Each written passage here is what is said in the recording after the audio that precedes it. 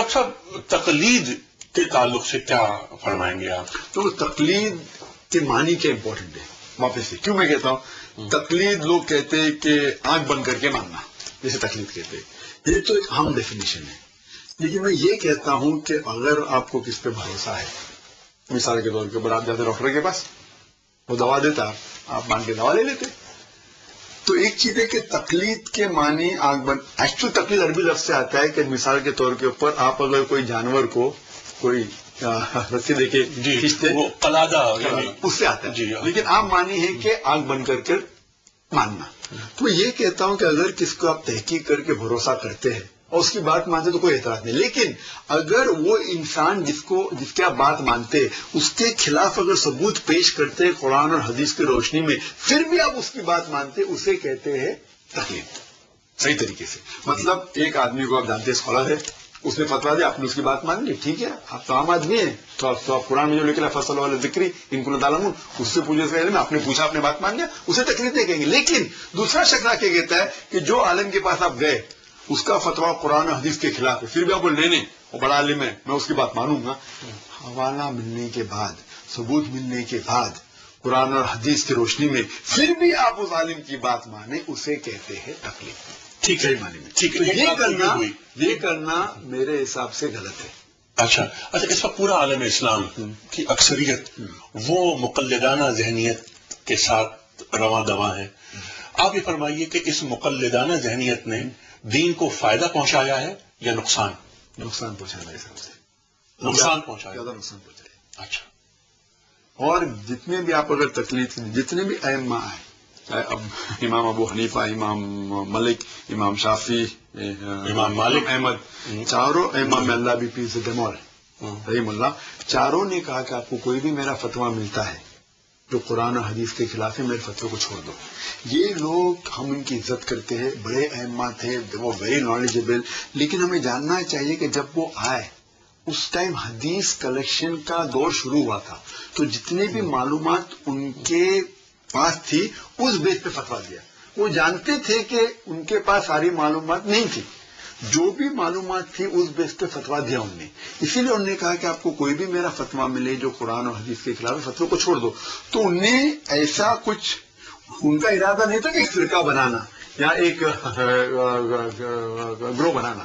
لیکن انہوں نے فتویٰ دیے تو اسی لیے میں کہتا ہوں کہ میں پریکٹس کے اندر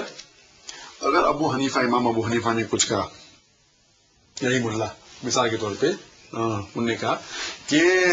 جب آپ نماز پڑھتے ہیں لاؤڈ نماز تو سورہ فاتحہ کے بعد آمین آہستہ سے بولو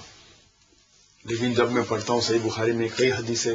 جس میں لکھا ہوا کہ آمین زور کا بولو آمین بالجہر ہے تو میں آمین زور کا بولتا ہوں اسی لیے میں کہتا ہوں کہ میں 100% حنفی ہوں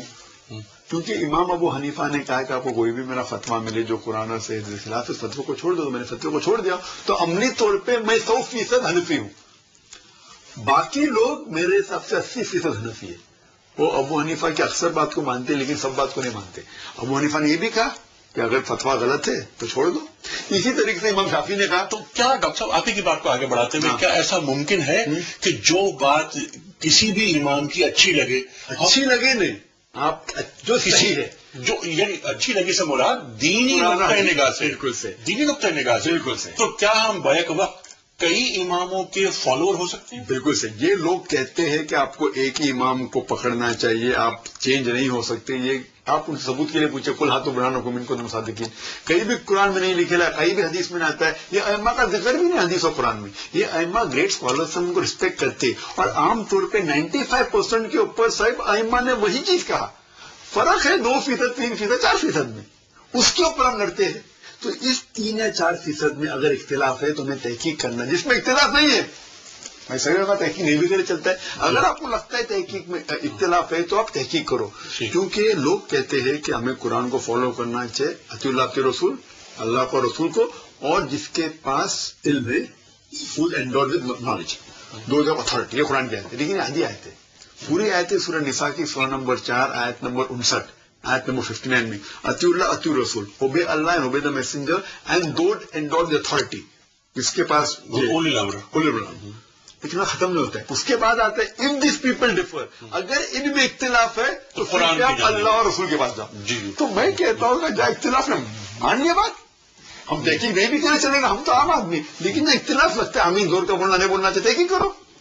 اور تحقیق کرنے کے بعد ہم کچھ نئی چیز کو نہیں فالو کر رہے. چاروں